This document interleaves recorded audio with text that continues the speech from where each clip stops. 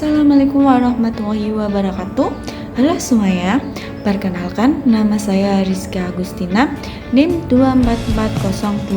24402501812. Saya merupakan mahasiswa PPG calon guru Universitas Sultan Agung.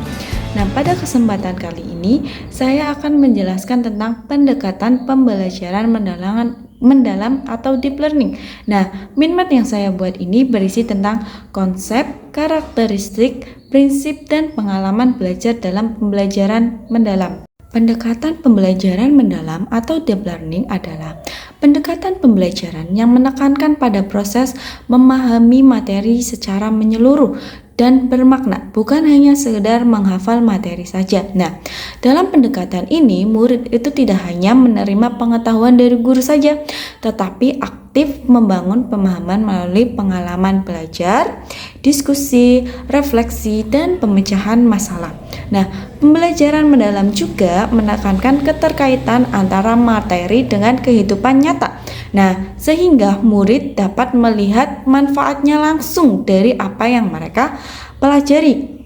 Nah, tujuan utamanya adalah membentuk murid untuk mampu berpikir kritis, reflektif, mandiri, dan mampu menerapkan konsep dalam berbagai situasi. Nah, saya akan menjelaskan tentang konsep deep learning. Nah, pertama dari sisi konsep. Pembelajaran mendalam berarti memahami materi secara utuh, bukan hanya sekedar menghafal saja. Artinya, murid tidak hanya mengingat tentang informasi, tetapi benar-benar memahami maknanya. Nah, selain itu, pembelajaran ini bersifat reflektif dan aplikatif. Jadi, murid diajak berpikir kembali tentang apa yang dipelajari dan mampu menerapkannya dalam kehidupan nyata. Nah, konsep ini juga menekankan pentingnya mengaitkan pembelajaran dengan kehidupan sehari-hari agar materi terasa lebih bermakna. Selanjutnya ada karakteristik. Pembelajaran mendalam memiliki beberapa karakteristik. Yang pertama adalah student center, artinya pembelajaran berpusat pada murid. Yang kedua, adanya diskusi dan kolaborasi, sehingga siswa itu dapat bekerja sama dan bertukar pikiran atau bertukar tentang informasi. Yang ketiga, mendorong murid berpikir kritis. Yang keempat, adanya refleksi agar murid menyadari proses belajar. Dan yang kelima, ada bersifat kontekstual. Bersifat kontekstual yaitu materi dikaitkan dengan kehidupan nyata atau situasi nyata. Nah, selanjutnya ada prinsip pembelajaran mendalam. Nah, prinsip pembelajaran mendalam itu ada 3. Yang pertama, berkesadaran, bermakna, dan mengembirakan. Yang pertama, berkesadaran. Artinya, murid sadar akan tujuan belajar dan memahami mengapa mereka mempelajari suatu materi, dan guru juga harus menyesuaikan pembelajaran dengan kebutuhan murid. Yang kedua ada bermakna. Bermakna berarti pembelajaran harus kontekstual, relevan dengan kehidupan murid, dan melatih kemampuan berpikir kritis. Jika materi terasa dekat dengan kehidupan murid, maka pembelajaran akan lebih mudah untuk dipahami.